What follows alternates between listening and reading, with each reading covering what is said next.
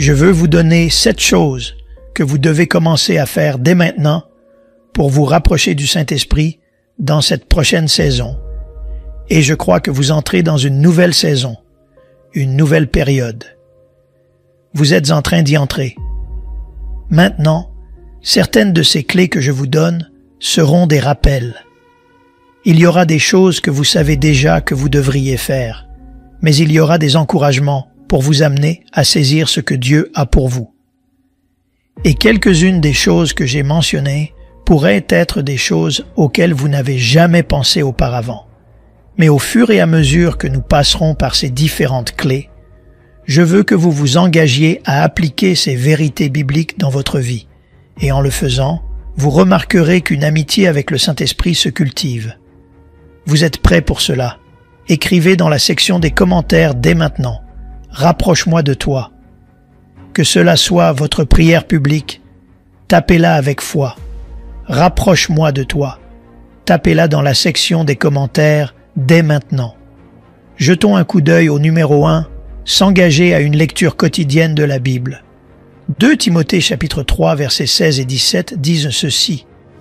Toute écriture est inspirée de Dieu et utile pour enseigner, pour convaincre, pour corriger, pour instruire dans la justice, afin que l'homme de Dieu soit accompli et propre à toute bonne œuvre.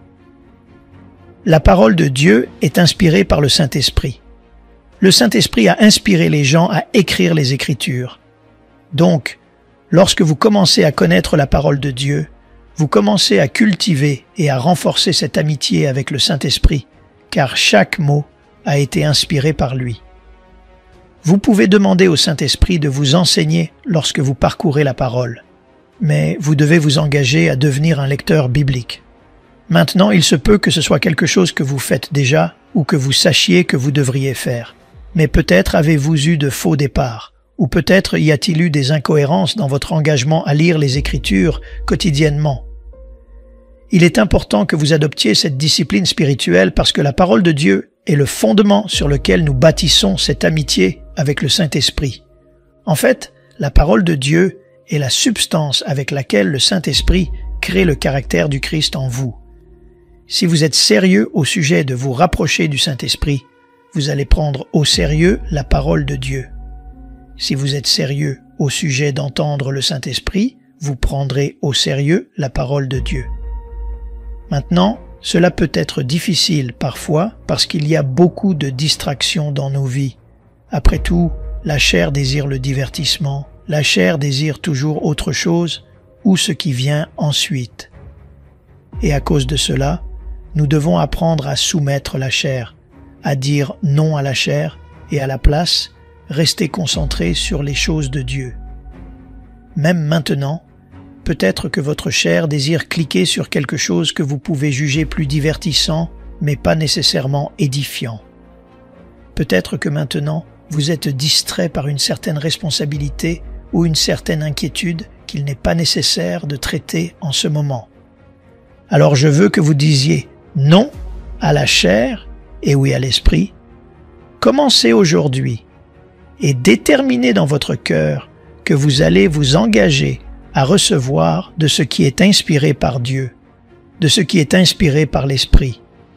Ceci est plus que simplement le verset du jour. Ceci est plus que simplement lire un post sur Instagram ou Facebook ou sur d'autres plateformes de médias sociaux. Cela a à voir avec un dévouement quotidien pour vraiment vous donner à la parole. Pas seulement un engagement superficiel envers la parole de Dieu, mais un engagement envers la parole de Dieu qui produit de la profondeur. Pour vraiment comprendre les richesses que l'on trouve dans les Écritures, pour comprendre la Bible du début à la fin, pour ne pas sauter et lire seulement de petits bouts ça et là et dire « Eh bien, c'est ce que cela signifie pour moi, et c'est ce que cela signifie pour moi en cette saison », mais plutôt pour vraiment creuser dans les Écritures et vous demander « Que dit le Saint-Esprit à travers ce verset ?» Quelles étaient ses intentions lorsqu'il a inspiré les gens à écrire ces mots en particulier? Et c'est la question que nous devons nous poser lorsque nous lisons la parole. Et en le faisant, nous nous appuyons davantage sur ce que le Saint-Esprit a réellement dit, par opposition à ce que nous voulons qu'il ait dit. Parce que parfois, Nous venons à la parole de Dieu avec des idées préconçues, des choses que nous voulons croire ou qu'on nous a dites, ou peut-être entendons-nous des choses répétées encore et encore dans l'Église, et à cause de cela, nous essayons de prendre ce cadre ou cette perspective et de les imposer aux Écritures. Mais ce n'est pas l'approche que nous devrions adopter. Au contraire, nous devrions venir aux Écritures et dire que communiquait le Saint-Esprit et comment cela s'applique-t-il à moi aujourd'hui. Mais vous devez vous engager à devenir un lecteur quotidien de la Bible. Si vous ne savez pas par où commencer, commencez par un livre aussi simple que le livre de Jean ou le livre de Jacques. En fait, le livre de Jacques est là où j'ai commencé mon parcours de lecture, des Écritures et de dévotion à la parole, en tant que croyant né de nouveau, en tant que nouveau converti. C'était le premier livre que j'ai lu. Bien sûr, j'avais appris les Écritures en grandissant à l'Église. J'avais appris les Écritures parce que j'étais allé dans une école chrétienne. Mais en tant que croyant né de nouveau, en tant que nouveau converti, le premier livre que j'ai abordé était le livre de Jacques.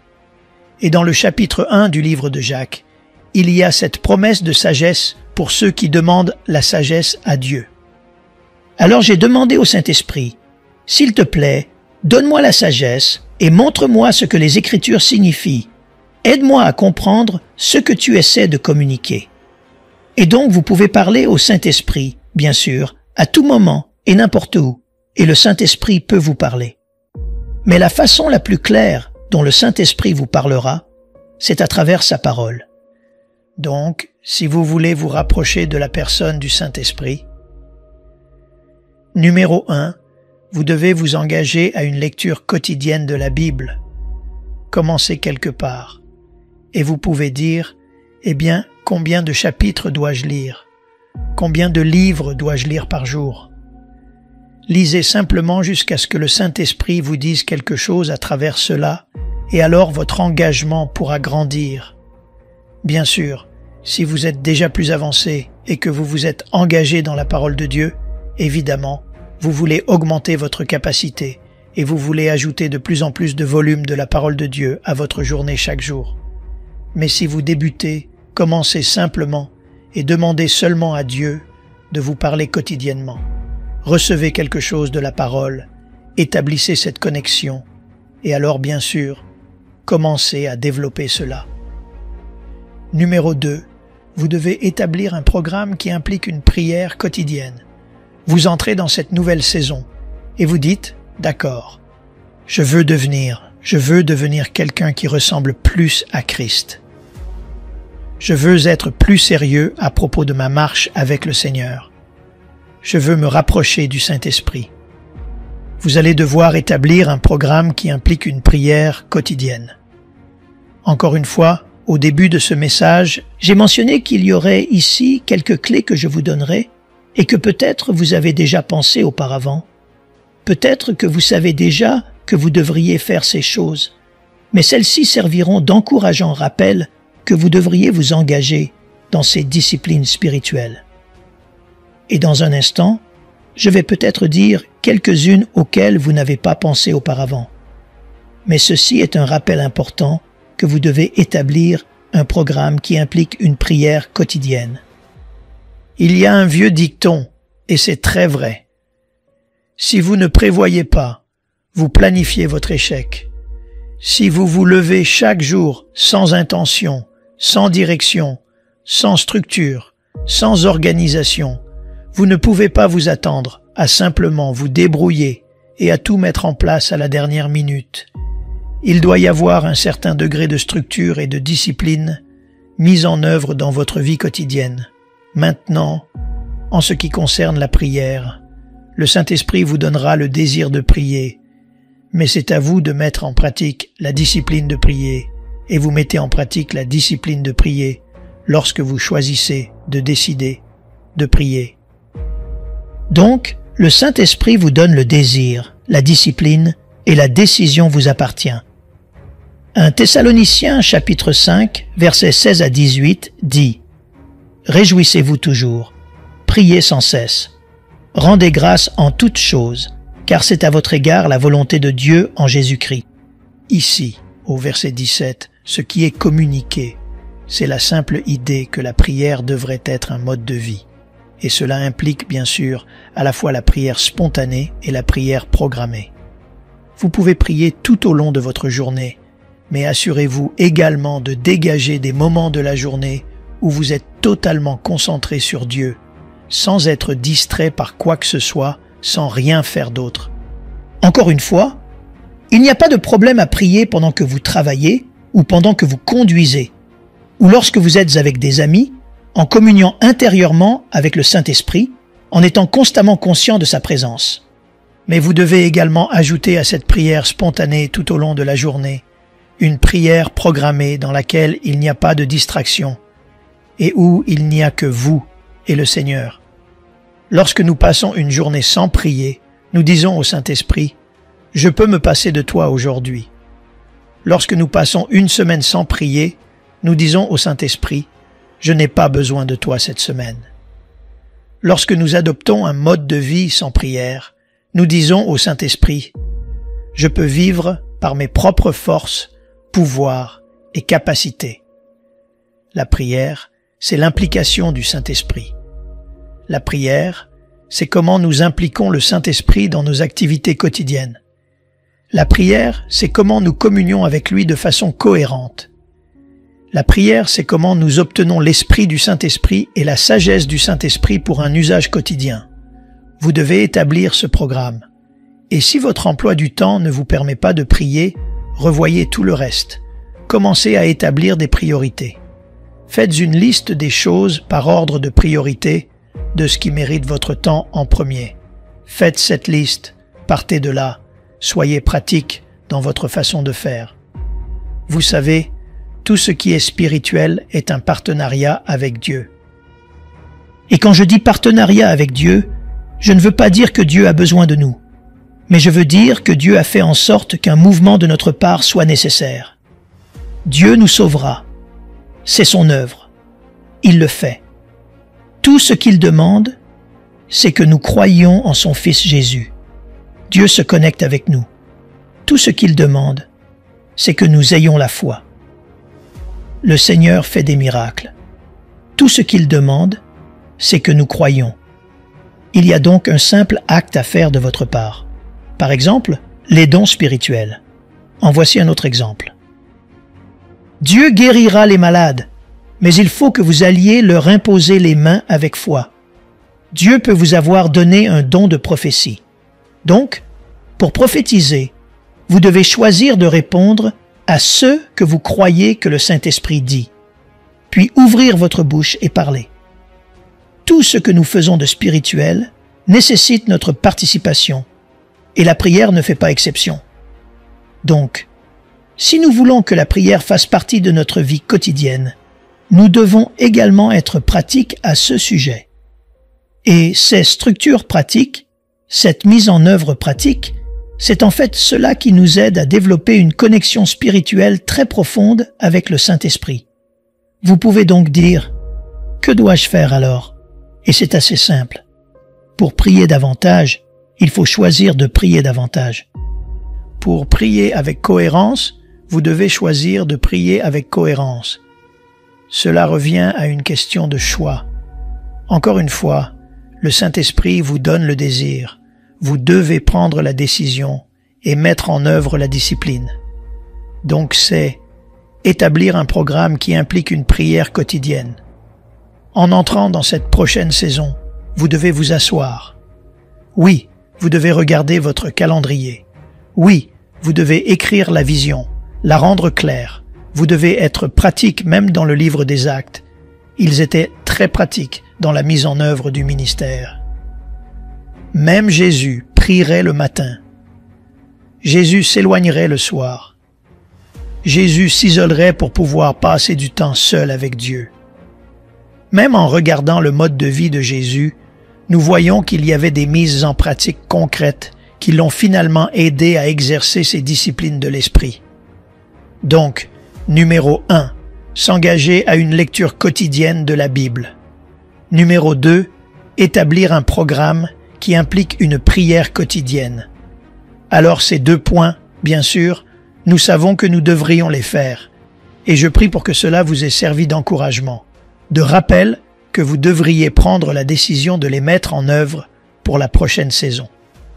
Numéro 3, et ceci est peut-être quelque chose à laquelle vous n'avez pas pensé, à savoir, commencez à dire non à davantage de choses.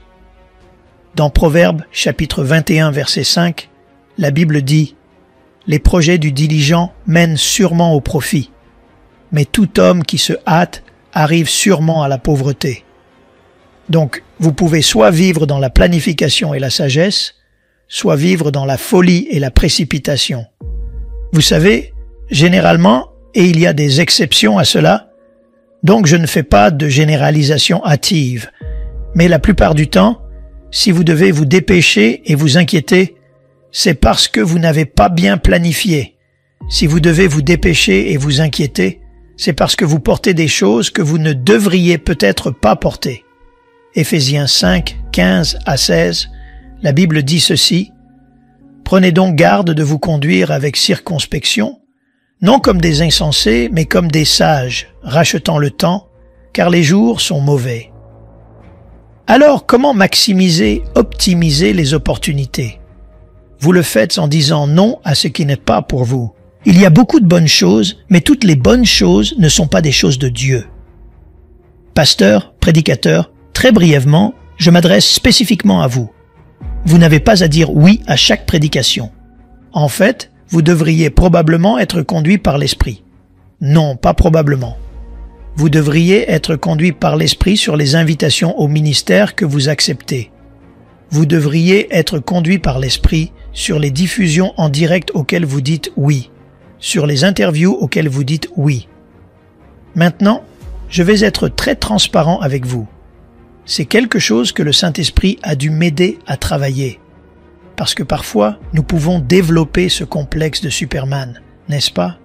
Ou nous pensons que c'est notre responsabilité de tout faire et qu'il y a une part d'ego dans ce genre de pensée.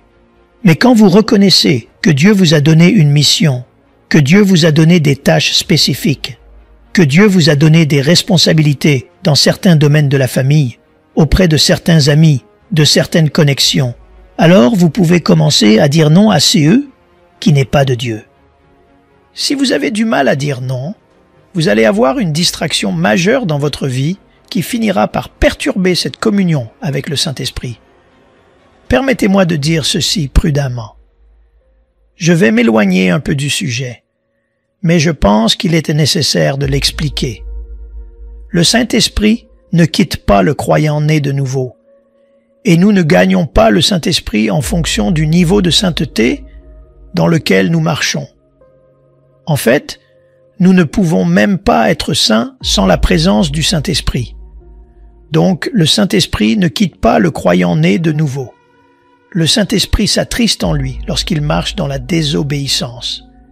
C'est pourquoi je dis que les chrétiens désobéissants sont probablement le groupe le plus misérable que je connaisse à cause de cette conviction qui devient écrasante et ils ne peuvent même pas se concentrer sur autre chose. Donc, je ne dis pas que le Saint-Esprit vous quitte ou vous abandonne lorsque vous faites une erreur. Je dis que votre concentration sur cette communion, votre capacité à recevoir de cette communion, votre capacité à entendre sa voix peuvent souvent être négativement affectées lorsque votre vie est remplie de distractions. Vous n'êtes pas obligé de dire oui à chaque invitation. Vous n'êtes pas obligé de dire oui à chaque faveur. Vous n'êtes pas obligé de dire oui à chaque obligation. Vous n'êtes pas obligé de dire oui à chaque projet. Vous n'êtes pas obligé de dire oui à chaque sortie, chaque fois que quelqu'un va à une rencontre fraternelle, et certains chrétiens ont la peur de passer à côté. On appelle ça FOMO, c'est ce qu'ils ont. Et ils pensent que s'ils manquent cette sortie ou cette chose, ce sera la fin du monde pour eux. Et en fait, beaucoup sont stressés financièrement à cause de ce genre de pensée. Mais quand vous commencez à dire non à ce qui n'est pas de Dieu pour vous, alors vous commencez à vous concentrer. Pour devenir dynamique, vous devez d'abord devenir spécifique, concentré. Alors je vais me prendre comme exemple parce que c'est mon expérience. Au point où je disais oui à toutes les conférences, toutes les églises, toutes les interviews radiophoniques, toutes les interviews télévisées, partout où j'étais invité à aller. Maintenant, nous sommes très sélectifs en tant que ministère. Je ne prêche même pas vraiment dans les églises, si souvent que ça. Nous déclinons à peu près 99% de toutes les invitations aux conférences. Maintenant, certains peuvent dire « David, est-ce que cela est quelque chose que vous devriez faire ?» Eh bien oui, parce que j'entends le Saint-Esprit. Que veux-tu que je fasse et que ne veux-tu pas que je fasse? Maintenant, cela ne reflète pas nécessairement négativement sur les personnes qui vous invitent. Cela signifie simplement que ce n'est pas pour vous. Et vous devez être prêt à peut-être même offenser certaines personnes si vous voulez rester concentré. J'ai eu des gens très en colère contre moi parce que je ne pouvais pas rester pour un dîner après avoir prêché, ou parce que je ne pouvais pas accepter une invitation à travers les États-Unis, ou parce que je ne pouvais pas rester un jour de plus après avoir prêché, parce qu'ils voulaient que je reste pour la communion fraternelle. C'est parce que nous sommes très concentrés, et je sais que le Seigneur m'a donné une mission. En tant que ministère, nous faisons des médias et des événements, des médias et des événements, et nous sommes très concentrés sur ces choses. Et parce que j'ai dit non à beaucoup d'autres choses, je peux mener à bien ma mission sans pression ni stress inutile. Si mon mariage n'est pas tendu, ma relation avec ma fille n'est pas tendue, ma relation avec mes amis et ma famille n'est pas tendue, les relations que j'ai avec le personnel du ministère ne sont pas tendues, et nous sommes capables de nous concentrer, capables de marcher paisiblement, capables de marcher avec grâce, capables de marcher avec excellence, d'exécuter avec puissance et force, parce que nous sommes concentrés au laser sur ce à quoi Dieu nous a appelés à faire, et nous sommes capables de marcher à un rythme plus lent. Et ce rythme intentionnel plus lent vous permet en fait d'être plus attentif à la présence du Saint-Esprit dans votre vie. Alors peut-être que dans cette prochaine saison, je sens vraiment fortement. Si je vous parle, faites-le moi savoir dans la section des commentaires. Peut-être que dans cette prochaine saison, vous avez besoin de dire non à plus de gens, plus d'invitations et plus de responsabilités. Je ne suggère pas que vous deveniez un ermite et que vous alliez vous cacher dans les montagnes quelque part. Je dis simplement que vous devez apprendre à dire non à plus de choses pour pouvoir dire oui aux bonnes choses. Supprimez les obligations qui ne viennent pas de Dieu. Et je vais simplement le dire. Supprimez les relations qui ne viennent pas de Dieu. Laissez-moi vous dire ceci. Si une relation ou une connexion dans votre vie vous amène à vous distraire du Seigneur, cela signifie que vous vous éloignez de Dieu ou de son dessein pour votre vie à cause de cette relation. Soit vous devez établir des limites très sérieuses, soit vous devez couper complètement cette relation, et nous devons être sérieux, surtout pour les jours à venir, car Éphésiens 5,16 dit « Parce que les jours sont mauvais ». Numéro 4, faites-vous un devoir de penser au Saint-Esprit plus souvent. C'est une chose très pratique que vous pouvez faire et qui donnera des résultats étonnamment spirituels. C'est juste une question de choisir, de mettre en pratique la discipline de penser au Saint-Esprit plus souvent. Rappelez-vous, ce qui est conduit par l'Esprit sera toujours centré sur Jésus. Ainsi, le Saint-Esprit vous aidera à ramener votre esprit vers les choses de Dieu, vers Jésus-Christ lui-même. Et donc, lorsque vous apprenez à ralentir et à vous efforcer de penser au Saint-Esprit plus souvent, à être conscient de sa présence, alors quelque chose commence à se produire en vous. C'est ce qu'on appelle la pratique de la présence de Dieu. Colossiens 3, 23, 24 dit ceci. « Tout ce que vous faites, faites-le de bon cœur, comme pour le Seigneur et non pour des hommes. » Donc ici, les Écritures nous disent que tout ce que nous faisons, nous devons le faire comme pour le Seigneur. Évidemment, cela ne parle pas de manière séculaire ou pécheresse, mais de la façon dont nous vivons nos vies. Tout ce que nous faisons devrait être fait en gardant le Seigneur à l'esprit ou avec la présence du Saint-Esprit à l'esprit. J'ai entendu une déclaration qui disait quelque chose comme « Le travail du cordonnier chrétien n'est pas de mettre plein de petites croix sur toutes les chaussures. Le travail du cordonnier chrétien est de fabriquer de très bonnes chaussures. » En d'autres termes, c'est dans notre excellence, c'est dans notre caractère, c'est dans notre conduite que nous, d'une certaine manière, prêchons le Christ. Maintenant, nous devons prêcher l'Évangile, et nous devons le prêcher clairement. Nous devons prêcher clairement contre le péché. Nous devons expliquer le chemin du Seigneur Jésus. Nous devons très clairement affirmer des choses comme « Le salut se trouve seul en Jésus. Vous devez vous repentir de vos péchés. Vous êtes sauvés par la grâce au moyen de la foi, et non par les œuvres, afin que personne ne se glorifie. » Donc oui, nous devons clairement verbaliser, communiquer, prêcher le message de l'Évangile. Mais en plus de notre communication claire de l'Évangile, nous devrions également vivre des vies d'excellence. Nous devrions également mener des vies où nous représentons le royaume de Dieu. Maintenant, je vais partager quelque chose. Quelqu'un m'a demandé récemment, « J'ai remarqué que vous avez commencé à porter des costumes quand vous allez prêcher. » Et je vais dire ceci, c'est ma conviction personnelle. Je ne l'impose à personne. Je ne dis pas que le Saint-Esprit a parlé de cela à tout le monde. Je ne dis pas que c'est la norme pour tous les prédicateurs et que s'ils ne le font pas, ils font quelque chose de mal. Non. Tout ce que je peux vous dire, c'est ce que le Saint-Esprit m'a dit pour ma mission, pour notre ministère. Le Saint-Esprit m'a dit, « Pourquoi ne t'habilles-tu pas comme si tu étais mon ambassadeur? Pourquoi ne représentes-tu pas ton lieu d'origine? » Et donc après cela, j'ai dit, « D'accord, Saint-Esprit, en l'honneur de ce que cela représente, en l'honneur de ce que nous gérons, en l'honneur de ta parole, nous allons nous habiller de manière appropriée. Pourquoi? Parce que nous représentons le roi. Nous représentons le royaume céleste. Alors, si vous me voyez sur l'estrade maintenant, c'est ce que je porte. Je vous dis, c'est du blanc.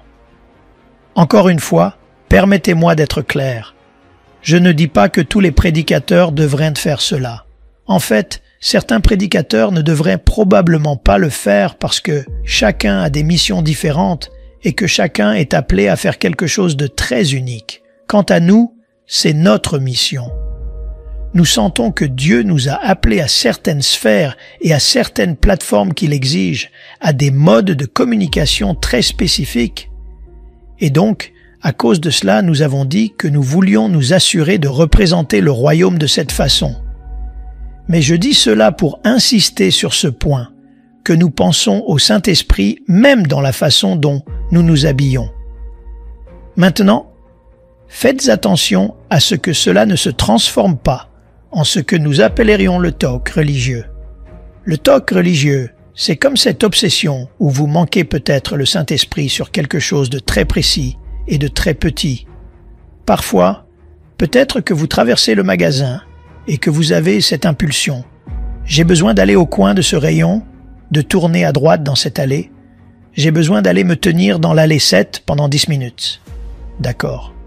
Cela peut être le Saint-Esprit, mais cela pourrait aussi être votre propre imagination. Et si vous n'êtes pas prudent, vous commencez à vous tourmenter et à vous torturer mentalement.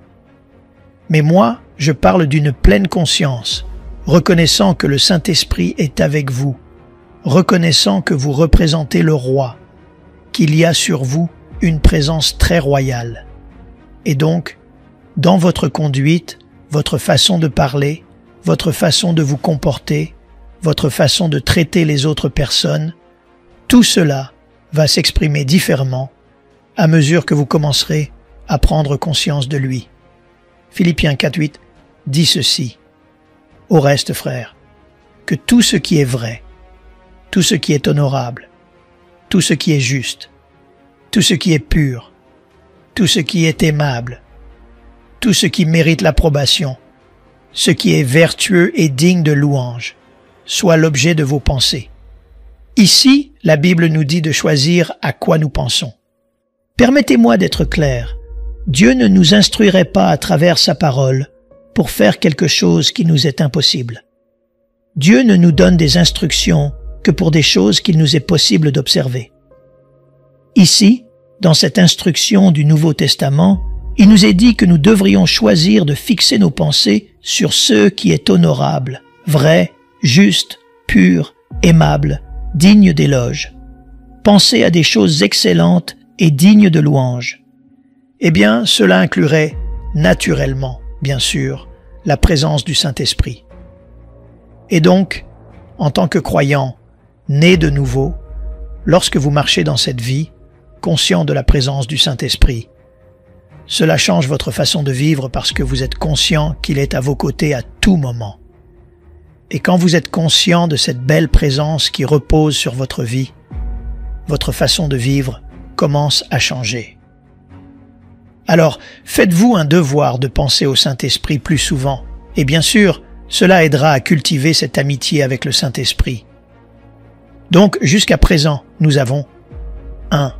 S'engager à une lecture quotidienne de la Bible. 2. Établir un programme qui implique une prière quotidienne. 3. Commencer à dire non à davantage de choses. 4. Se faire un devoir de penser au Saint-Esprit plus souvent.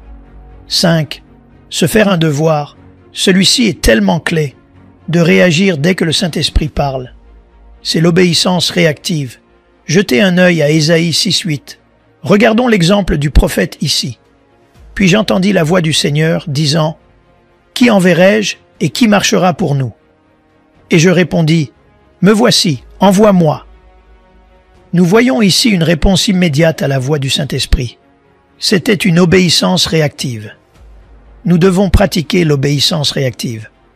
Encore une fois, permettez-moi d'insister sur ce point, parce que si vous êtes quelqu'un qui lutte contre des pensées intrusives, vous devez faire très attention à ne pas confondre vos pensées intrusives avec la voix du Saint-Esprit, car si vous le faites et que vous essayez d'y réagir, cela pourrait être un désastre pour vous.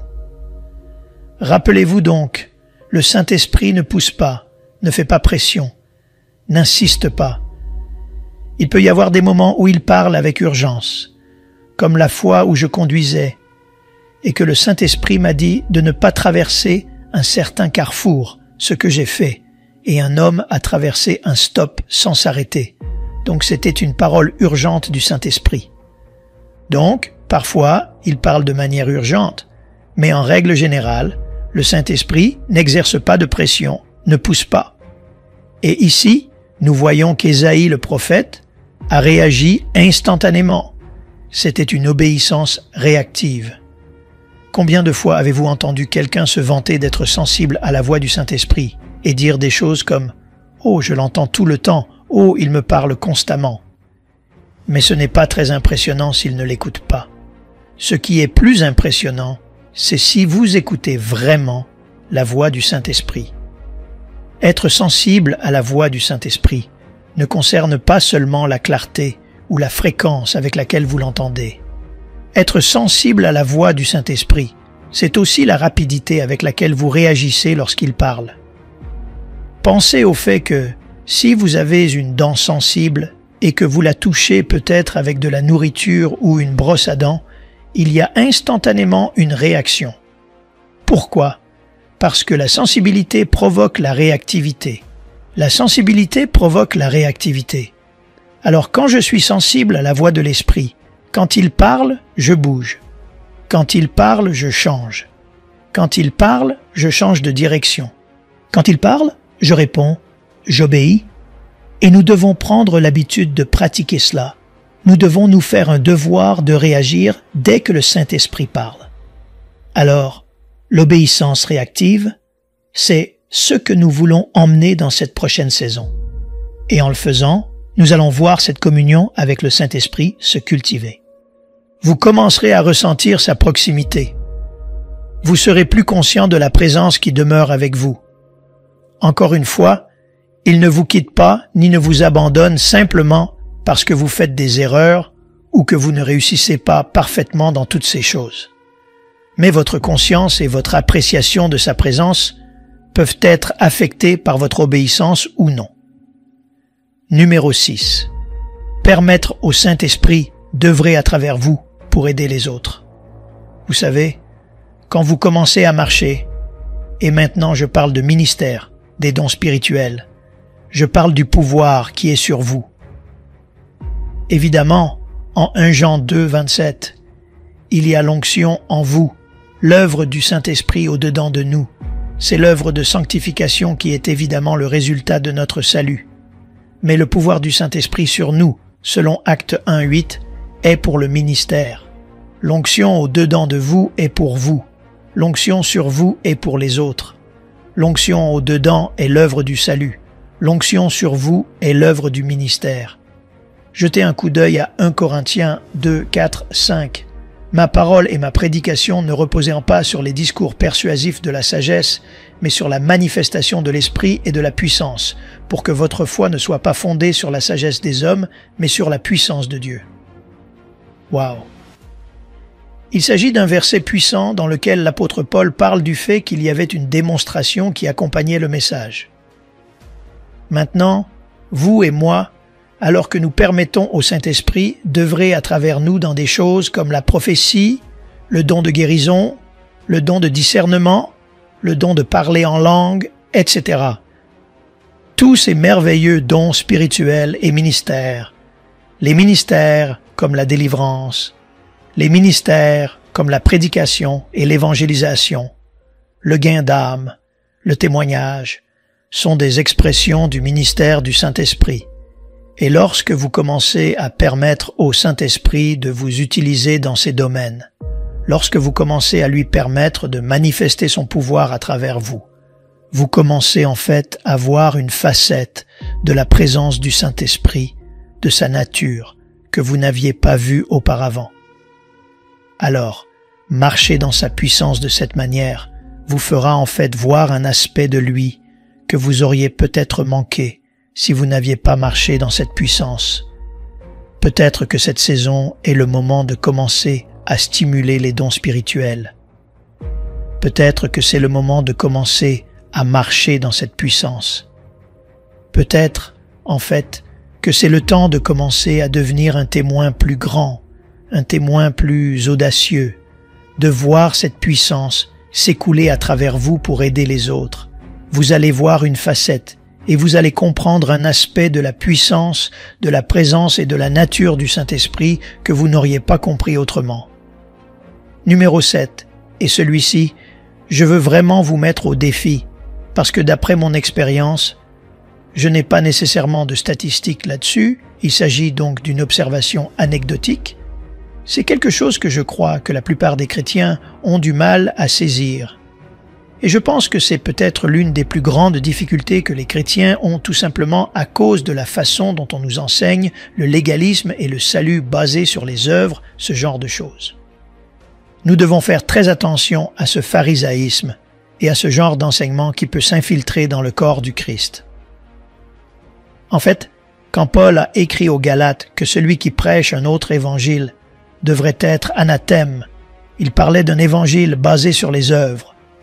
Et en fait, si vous lisez Matthieu chapitre 7, vous voyez que ceux qui ont été rejetés par le Seigneur, vous savez, cette portion de l'Écriture très effrayante. « Seigneur, Seigneur, n'avons-nous pas prophétisé en ton nom ?»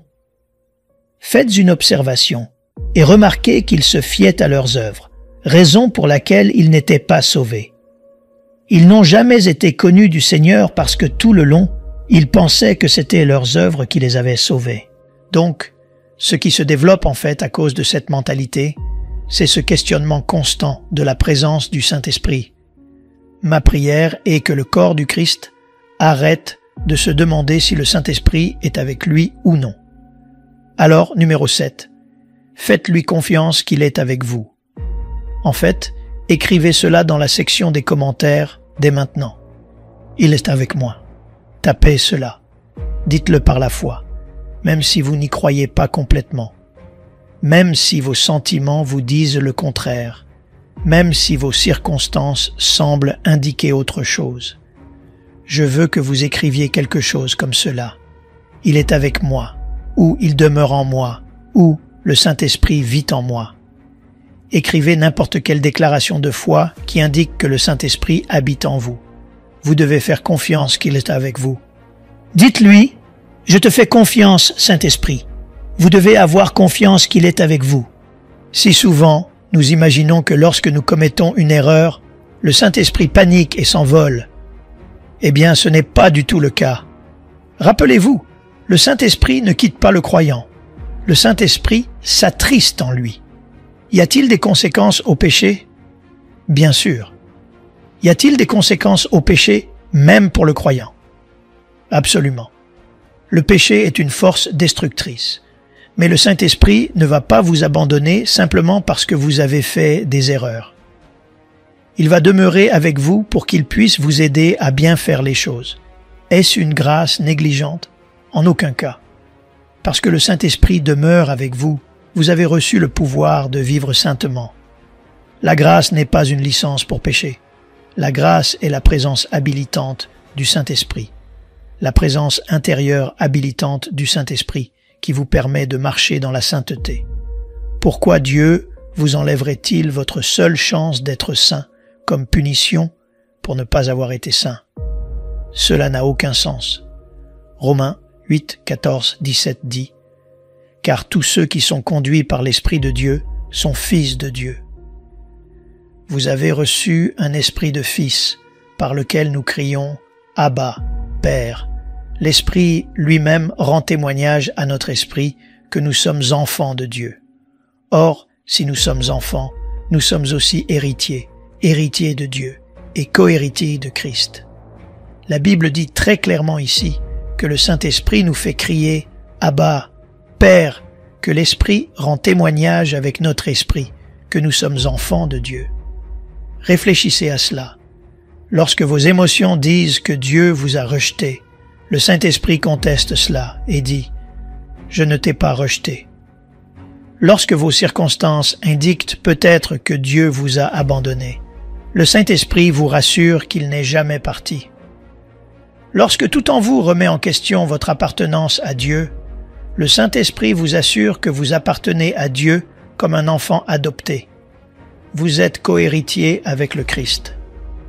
Alors, parfois, nous nous sentons éloignés de Dieu, rejetés par Dieu, exclus de la famille, coupés, mais nous marchons par la foi, pas par les sentiments. Nous nous en tenons à la vérité de la parole de Dieu et à la confirmation et au témoignage du Saint-Esprit. Alors, au moment d'entrer dans cette prochaine saison pour vous rapprocher du Saint-Esprit, et bien sûr, quand je dis « vous rapprocher », c'est une façon de parler. Je ne veux pas dire vraiment que le Saint-Esprit se rapproche ou s'éloigne. Je veux dire que son influence a augmenté dans notre vie, ou que notre conscience et notre appréciation de sa présence ont augmenté dans nos vies. Mais si vous voulez marcher dans cette conscience, dans cette proximité, si vous voulez faire l'expérience de ce que signifie vivre à partir de cette connexion avec le Saint-Esprit, je pense que c'est une façon plus claire de le dire.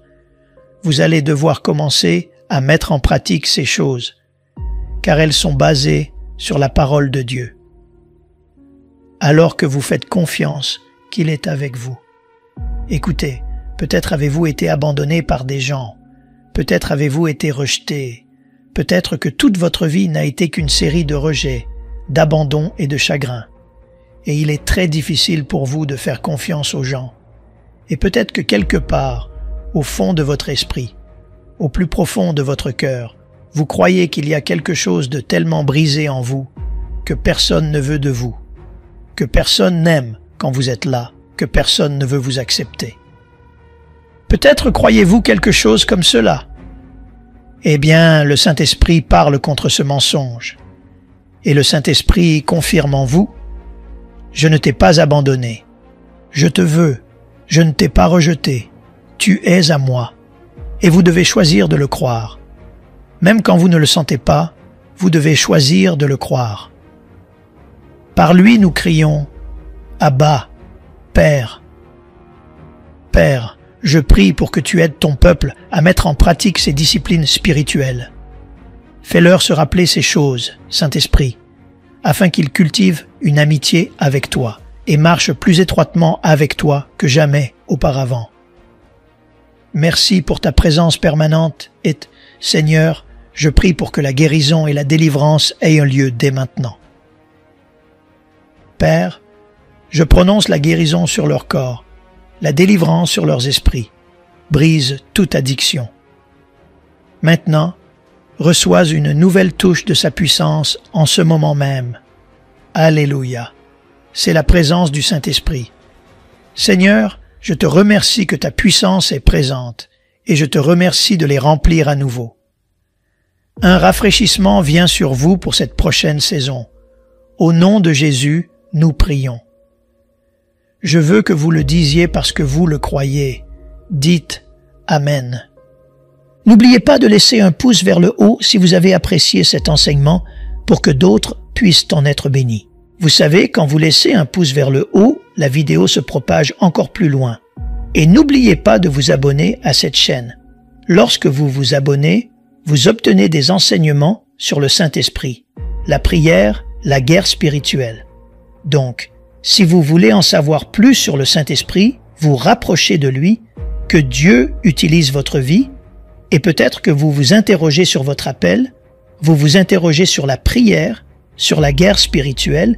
Il y a beaucoup d'enseignements sur cette chaîne et nous en diffusons constamment plus. Alors, assurez-vous de vous abonner